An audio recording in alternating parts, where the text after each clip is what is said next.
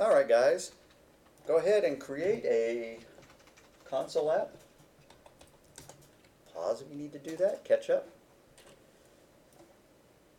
Alright, as far as I can see, the PowerPoint does not cover copying the arrays. And I don't recall if I did that in the last lecture or not. Yeah, the program that you have us do, you have us copy. Right, so we need to cover copying arrays. And since I'm not absolutely sure, I gave the lecture twice and I don't remember which one. So, here's how we copy an array.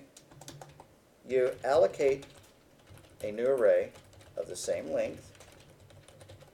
Then you use a loop to copy the values from the old array to the new. And I may show you two ways of doing it. Using a for each loop to copy an array is kind of silly because you still have to keep an index counter. Maybe I won't do that. I'm just going to use a for loop, and then we're going to do the C# way, which is to use a method that they give us. Right? That's more reliable. You know, in the olden days, you would write your own copy methods. Nowadays, you just, use what's given to you so that you can go on to program the next thing more quickly. Okay, so we need an array to play with. And when I re-recorded the lecture, I don't think that I did initializer values. So, better do initializers. And the way that works is, and you've probably seen these if you've used Java, you can use curly braces to initialize the array to that length and to fill them in. So, for some reason I like colors. So string, square brackets, colors. I'm not going to give it a size, although strictly speaking, you can use an initializer list and declare the size, but that's pointless because as far as I could tell, the initializer list has to match the size exactly, so I'd rather just determine the size based. Alright, so type in some colors.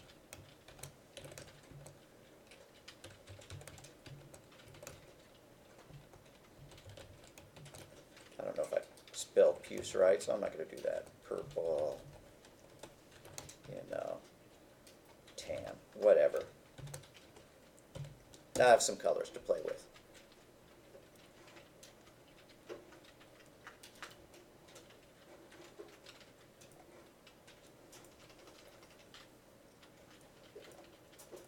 Alright, allocate a length of the same array. Allocate a new array of the same length. That's step B. Step A. And then use a loop. Alrighty. So let's allocate our new array. Let's call it hues for whatever reason. Now hue is not really the same thing as a color, but whatever. Okay, string, square bracket, hues is equal to, and we do have to allocate this one. We can't just use an initializer list unless there's a funky way of doing that I'm not aware of.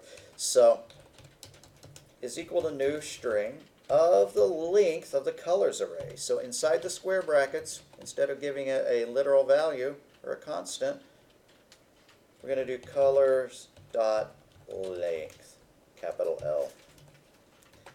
No semicolon, as I just accidentally typed.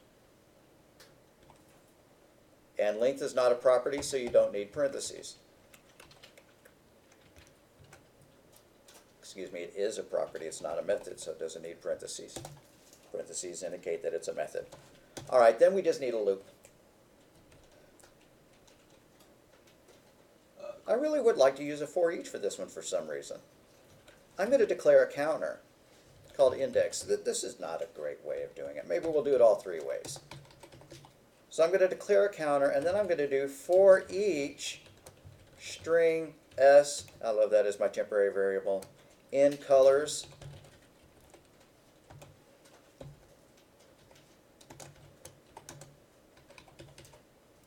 hues at index plus plus is equal to s. That's one way to do it.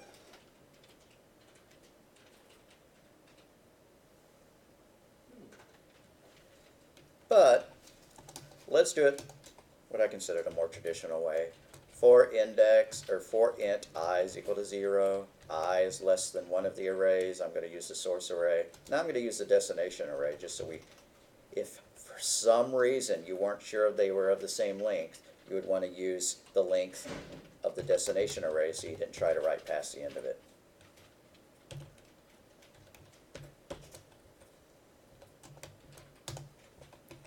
So once you write your for loop for int I is equal to 0, I is less than Hughes dot capital L length, I plus plus, Hughes subscript I is equal to colors subscript I.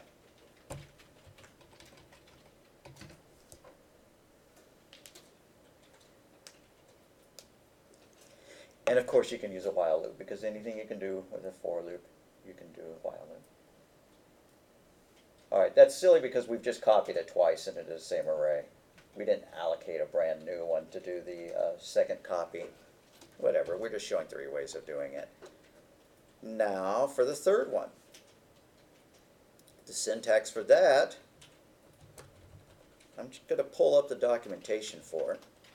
If we do array.copy,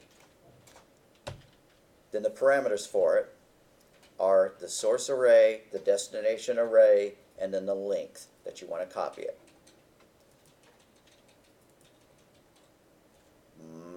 Then there are other versions where you can specify that you want to start copying from position 4, but you want to copy it into position 10 of the new array.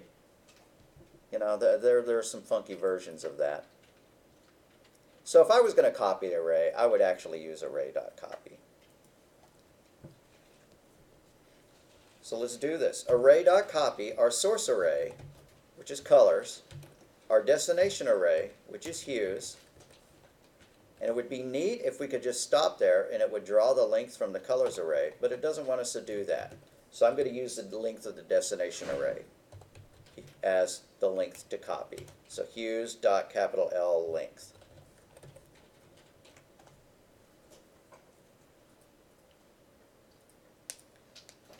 The toString method for arrays in C#,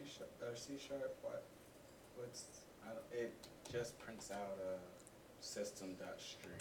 Right. If you use console.write line and then you use hues.toString, you're not going to be very pleased with the result. It's going to give you, I believe, the type and the address, or even worse, maybe just the address. Yeah, put your read key at the bottom.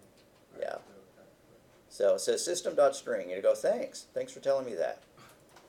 Let's see if we can use an array method to convert it to a string. So array dot,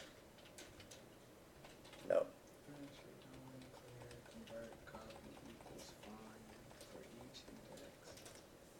So you can always use a while loop. But let's go take a peek. Google is our friend. Console.write array. Just loop through the array and write the items. All right, we can do that. It's not really that long, is it? Okay. No, But we can use a for each loop. There should have been a faster way to do it, and there probably is. No, I was just curious on why, because you know in every other language toString works perfectly. Right. In the other languages, it has to be possible. But we Googled it up. Stack Overflow said to do it this way. I didn't take the time to look for further solutions. So I need a for loop. For each string s in the hues array, I guess we ought to print it twice. Excuse me, string s in hues. Console.write s plus a space.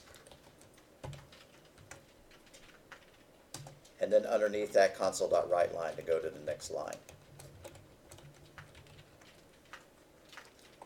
What would be nifty slick is if we put this in our own method. I don't recall us talking about methods yet. Everybody who's taken Python or Java ought to know how to do a method. I feel like making us do a method. Let's do it. Let's go. Let's do it. We're going to come up here. We're going to add a method. So on top of static void main, static, String. I was thinking of making it a string, but I'm just going to make it right. Okay. Right array that takes an array. It'd be cool if we could make this a template of some kind so that it would accept generic types, but for now, let's just use string SA for string array. And we're going to write our loop again. For each string S in SA, console.write that string plus a space, and then after that, console.write line, just to get it to the next line. Strictly speaking, I suppose we shouldn't even do that, but then we'd have to add the slash in every time we print it out. So I don't feel like doing that. Let's prove that that function works. Let's print out one of the other arrays. We just printed out hues, but we haven't printed out colors yet. And it'd be neat if we printed out the name of the array as well, but I'm not going to get that function too complicated. So right here, after I declare my colors array, I'm going to call write array and just pass in the colors as our argument. That ought to do it. And I'm going to delete this comment and put it above where we actually copied. You don't have to do that, but I like getting all the text on the same, the same page. So I need to zoom in a little more, I think. All right, there we go. So what we do is we declare our colors, and then we print it out like that. Now let's run it and make sure all this stuff works. Debug, start without debugging, because I haven't added my read key yet. Red, cyan, purple, and tan. All well and good.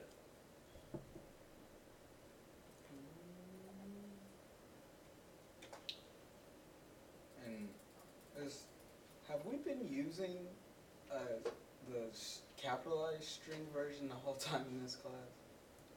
Why did I use capital string? Have we been? We've been. No, we haven't been. What is the difference between capitalized string and lowercase string in this language? I don't know, but I'm going to switch back to using lowercase. Uppercase string is Like the wrapper? a class. Lowercase string is a keyword. So wherever I used uppercase string, that was not my intention. That was a habit from Java. So I've gone through and I've changed all my uppercase strings to lowercase. And if that's how you typed it already, good enough.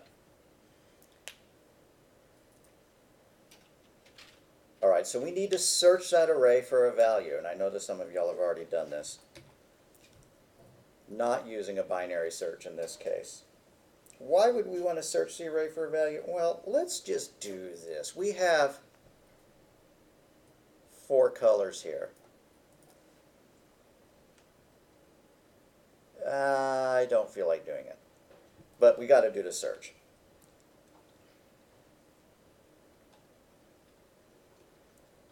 So we already have a variable called index. I think I'm going to call it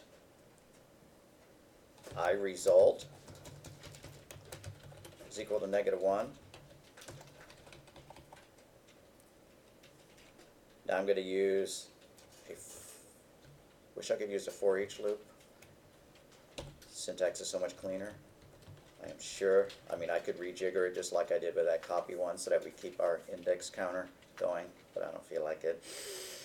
Alrighty, for i's, I want to use the same syntax over and over. I is equal to 0. I is less than the hues dot length, capital L, I++. And now we need a search string. I forgot to declare a search string. This is what we're looking for. String search is equal to, I want to find out if tan was in the list.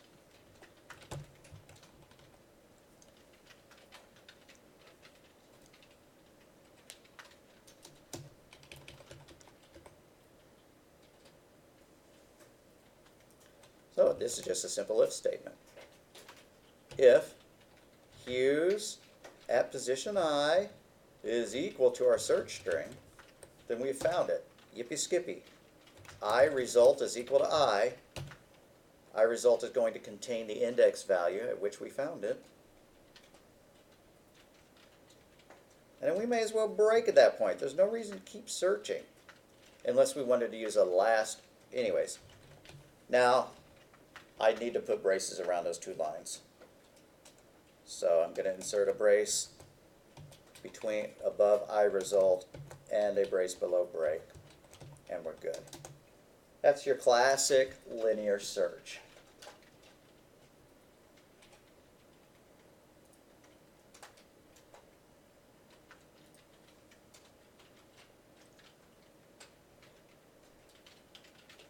You know, we could ask the user to type it in, but that's just, you know, each time we run it, we have to type it in. Adds to our debugging time. So let's write out well, let's check our value first. If I result is less than 0, maybe I did do this yesterday, this seemed familiar. If I result is less than 0, then we didn't find it. Console.writeLine, placeholder 0, not found. Oh, come on. You don't have the, I don't have strings. Okay, that's why I started using IntelliSense.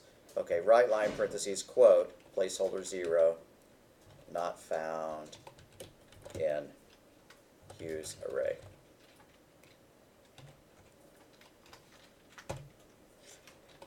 And then after the quote, but before the parentheses, we need to, no we don't. Yeah, we need to add what we're searching for. So placeholder not found in Hughes array, end quote, comma, our search variable, which is just search, parentheses, semicolon.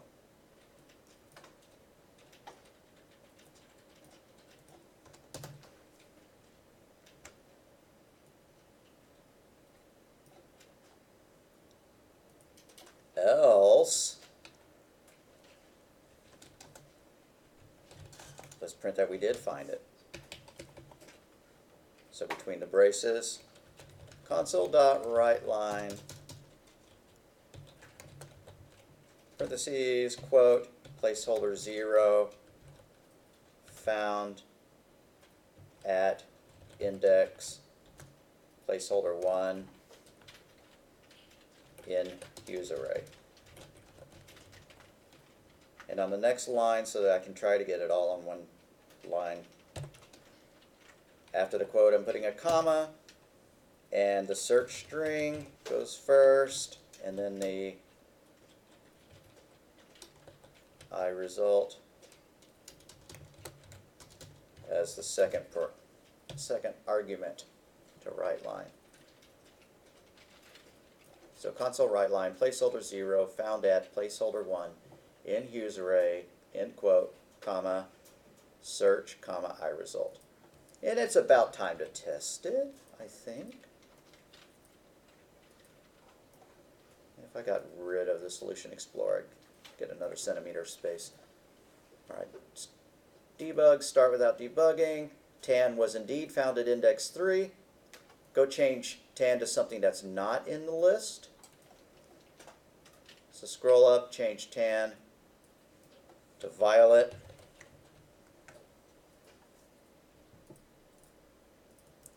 And start.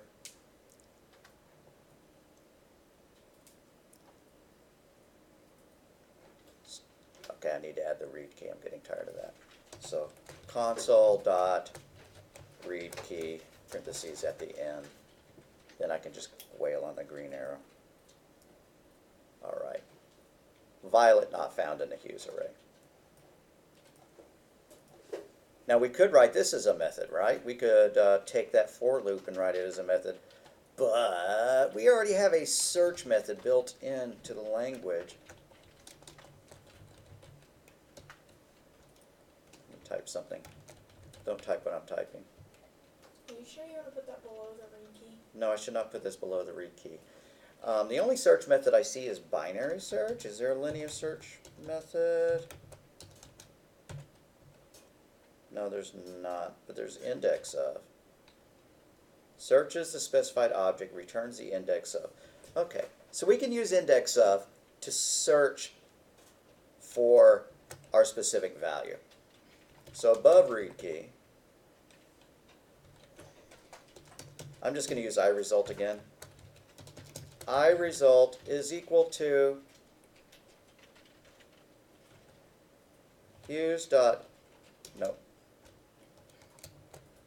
array dot index of parentheses hues, comma, and then a color that we're looking for. Let's look for red. Same deal. If it finds it, it's the index value of it. If it doesn't find it, it's going to be a negative number. Let me make absolutely sure that's the case.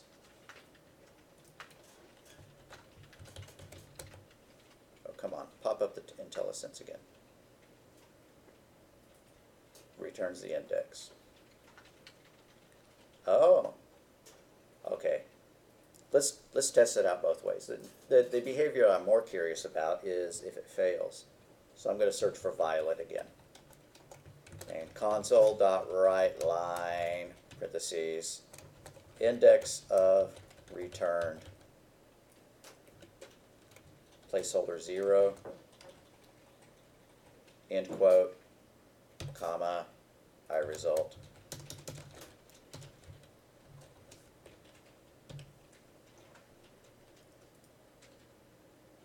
So it didn't find it. Index of returned a -1, just like the code we wrote. Now, index of does a linear search, meaning it starts at the beginning and goes to the end, or not to the end, to the first one that it finds. And there's a last index of if you want to start at the end and start going backwards. But its performance is not that great. If you think about it, if your index is 100 items long, on average, it's going to take searching for 50 of them in order to get them. It'd be like if somebody said, what's your favorite number between 1 and 100? And you chose 75 as your favorite number, and then they started guessing. Backward logic. Anyways, and so they've guessed 1, 2, 3, 4, 5, all the way up to 100. That's not a very efficient way. The binary search algorithm is faster, where you'd guess, okay, 50, and you'd say, no, it's greater. And so they guess 75, and you say, no, it's less. You know, so you can winnow it out by half every time. The performance of a binary search is far better than a linear search. But to do a binary search, it has to be sorted. So let's do that. Let's sort our happy array. Array.sort hues.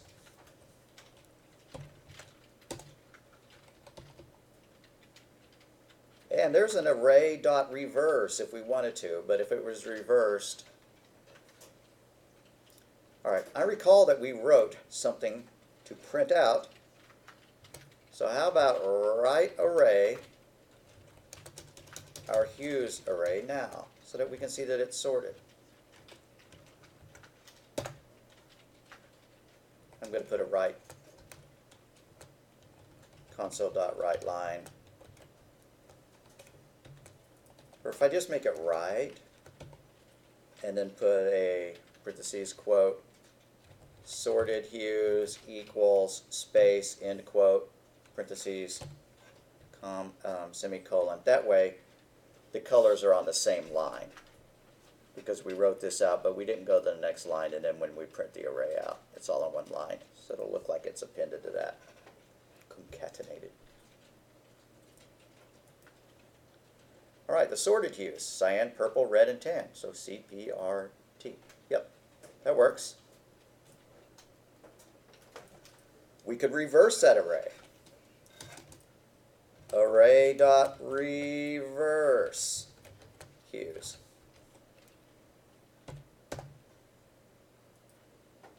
Print it out. Write array hues. Then let's sort it again. Array.sort, just so that we're back to a sorted version, so that we can use binary search. I'm not going to bother printing it out. We already know that sort works. Why not? It's not that long. Right array hues. So we sorted it, we wrote it, we reversed it, we wrote it, we sorted it, we wrote it. I'm going to copy this console.write and paste it above each write array call, changing it to what we actually just did. So above the second write array, I'm going to put reversed hues. And then above the third write array, I'm going to put sorted hues again, making our output look a little bit better, so it's just not pure numbers. I'll bring the code back. So sorted, cyan, purple, red. Backwards is tan, red, purple, cyan. Okay, so as expected, reverse worked. But it's now sorted again, so we can do a binary search.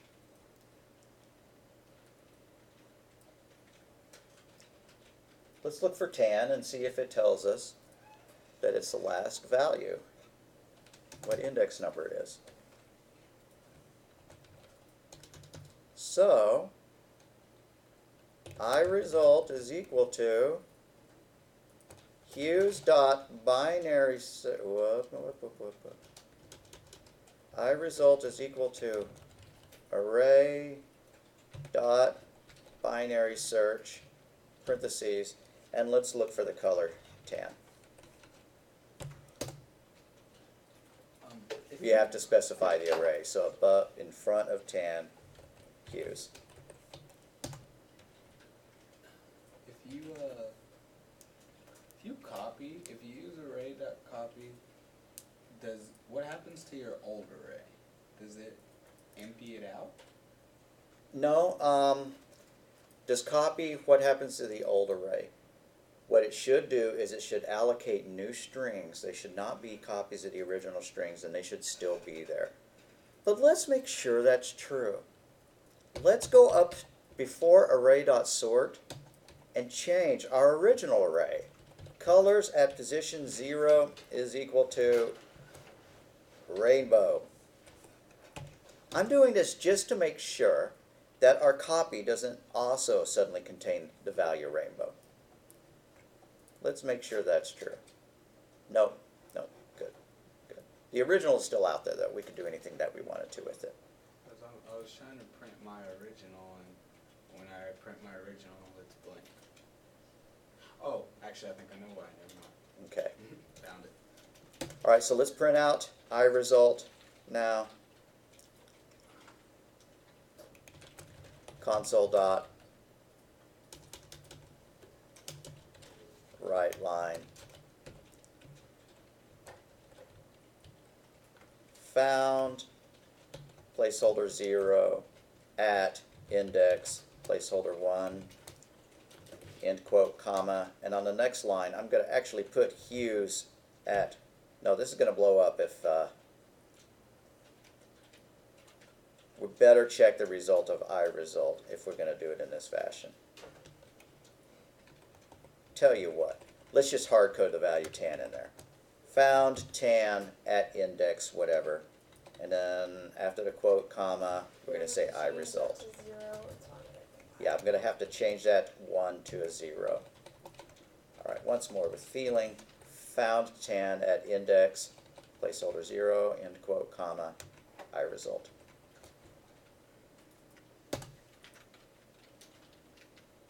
So it'll say -1. If it doesn't find it, it'll say tan, the position of it, if it does. Run it and make sure of that. All right, it found tan at index 3, and since we start counting at 0, why did I type sin? That was supposed to be cyan. 0, purple is 1, red is 2, tan is 3. So it did indeed find it. Now I'm going to change tan to something that doesn't exist. Violet again. So binary search hues, comma, quote, violet. Then I need to change this as well. I should have hard-coded it as search string. Or not hard-coded it, put it in the search variable. Found violet at index. Let's run it and make sure that works. Whoa, whoa, whoa, found it at -5. So, really what that means, try something that's between these. Look for a color that starts with something between C, and P. Let's look for green. This is giving us useful information, actually. Look for green, that negative number. You could just make sure that it's not less than 0. If it was less than 0, didn't find it. But it's not returning just -1. It's giving us useful information, which is the last element it looked for. The position of the last index where it would have been if it had been in it. So start, found it in, oh, found green at index? Okay, that's because I put found. But anyways, you get it. Binary search for green returned index whatever. Good enough? Okay. I'm going to run it again and try to explain what it's doing. It returned a -2, meaning that the last one it looked at was purple, and it didn't find it there. Now let's look for something between R and T. Q, R, S. We need something between S. I can't even think of something between S, but let's just put an S word here. Sahara. Pardon? Silver? Sahara Desert. Silver. Alrighty. Binary search for silver.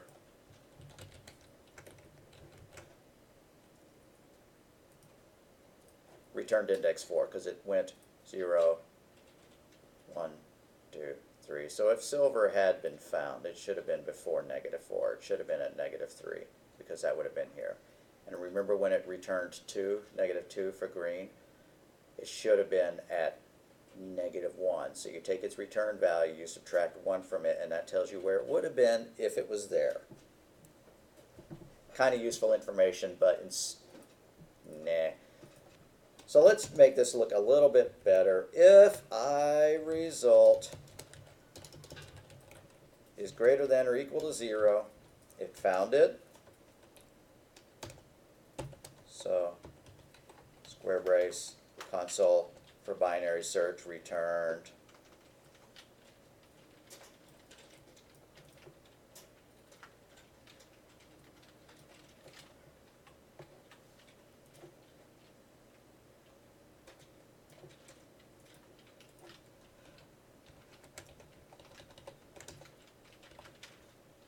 Console for binary search. Binary search for silver for return. I guess this is really enough.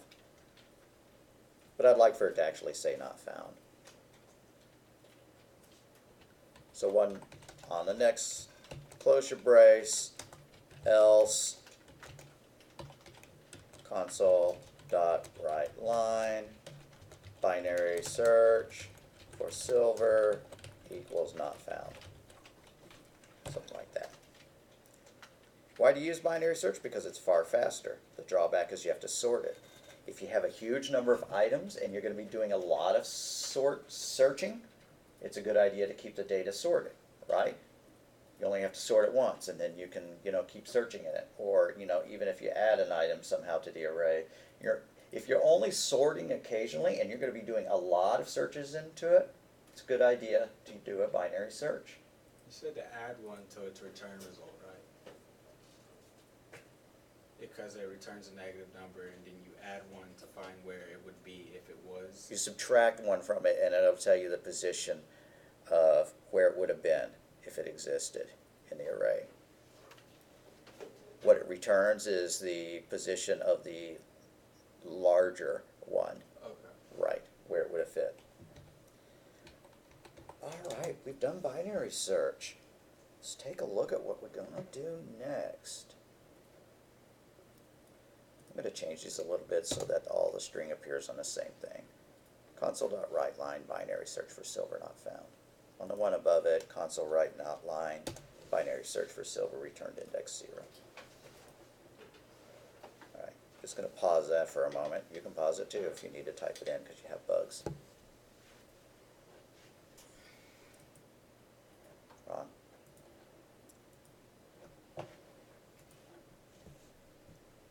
So when not to use binary search, if your array items are not arranged in ascending order, if your array holds duplicate values, and you want to find all of them, You'd use a linear search for that, but you'd store not only the index of the first position, you could process each one. Or if you want to find a range match rather than an exact match.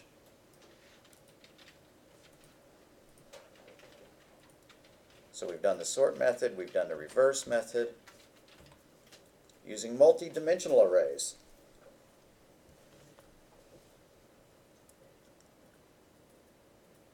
Let's print out a little bar chart based on an array first before we use multi-dimensional arrays.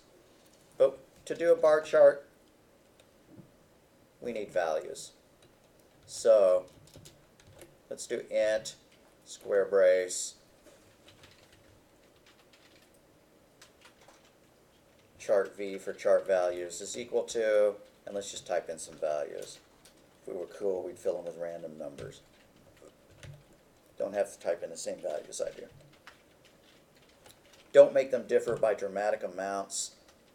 In fact, I'm going to lower 65 way down, like 35. Okay. So this is going to be a nested loop. We're going to use an outer loop to step through each element of the array and an inner loop to print out the asterisks, kind of like when we printed the rectangle.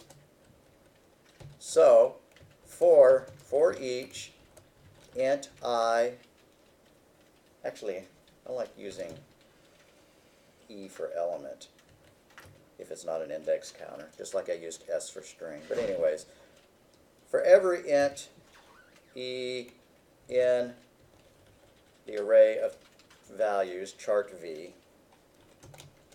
now we need an inner loop.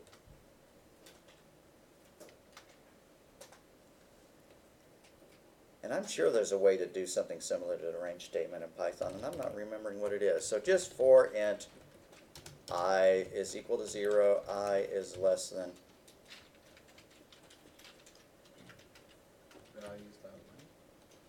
chart V dot length I plus plus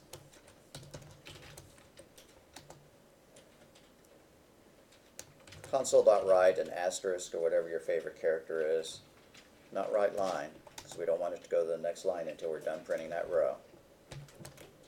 Star.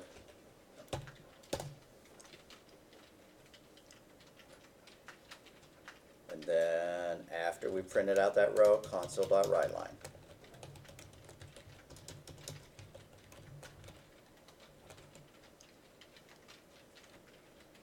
And let's put a console.write, and we're going to have to bail out of here now. Let's put a console.writeLine bar chart. Just say what we're doing.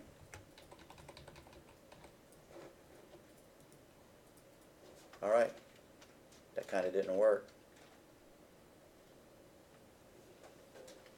It's assuming that it's the same value every time. Oh, that's because I did it for the length of the array and not the actual value. I is equal to 0, I is less than chart v dot length, I plus plus.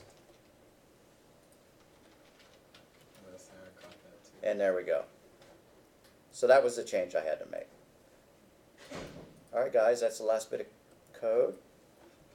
Pause it if you need to for the video. The one that's in the inner for loop should just be a right instead of... Right, this has to be a right because if it was a right line, it would just print one asterisk per row. Yeah, I see where I messed up. Yeah. All right, guys, that's enough. There'll be a Dropbox for you. So, see you next time.